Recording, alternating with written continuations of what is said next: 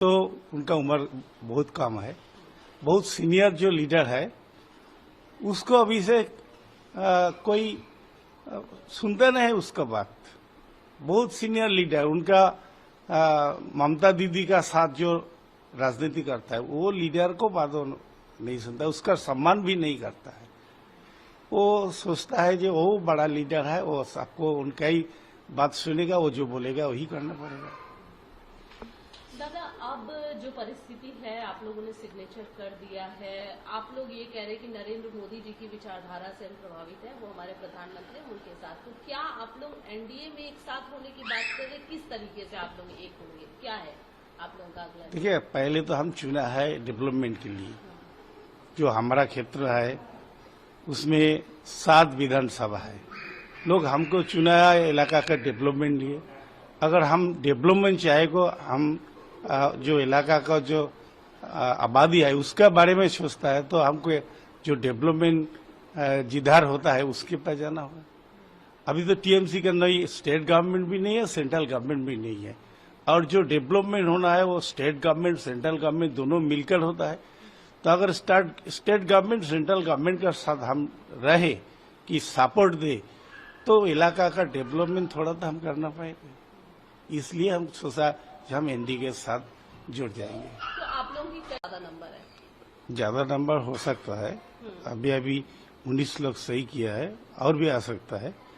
लेकिन जो मकसद जो है, जो टीएमसी जो कार्यकर्ता है टीएमसी को, जो अभिषेक बनर्जी, ममता बनर्जी, हमारा जो टीएमसी का लोग है, जो जनप्रतिनिधि है, एमपी है, एमएलए है, किसी को कोई बात नहीं सुनता है।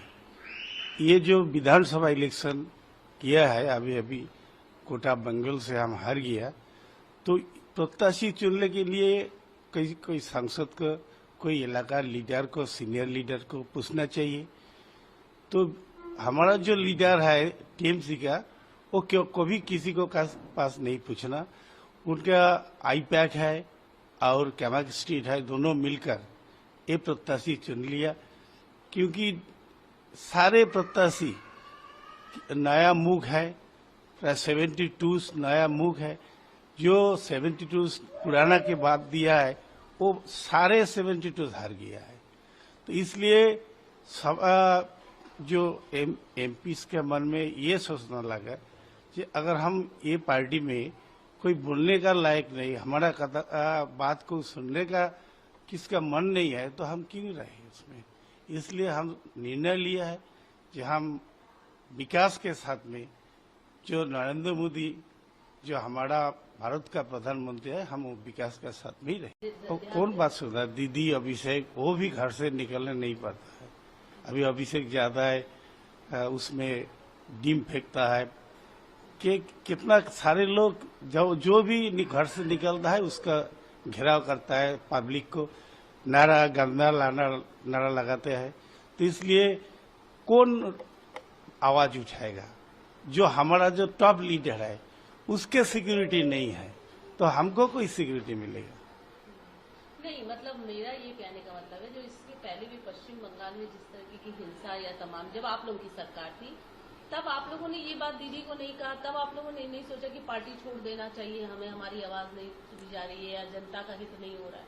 हम 2019 में आवाज उठाया एवं हम बड़ा मीटिंग से बोला, लेकिन ये बात तो सुनते नहीं है। अगर कुछ भी ज्यादा बोलेगा तो उसको काट दे जाएगा, उसका पद काटेगा, उसका जो पद है उससे हटा दिया जाएगा। यही तो सब, मतलब फ्रीडम ऑफ स्पीच नहीं है। फ्रीडम ऑफ स्पीच तो एकदम ही नहीं है। जो बोलता है कमाल स्ट्रीट वही करना पड़ेगा, कि हम कमाल स्ट्रीट का नौकर होता है, जो बोलेगा हमारा मालिक वही हमको करना पड़ेगा। अच्छा, एमपी के रूप में आपका कोई अधिकार नहीं? कोई भी हमको एमपी के रूप में कोई हमारा इंडिपेंडेंस नहीं है, कुछ बनने का नहीं, को मौका नहीं मिलता है। अभी हम जब जाते हैं कमाल स्ट्रीट में, हमको साथ मिलने का भी मौका नहीं देता है।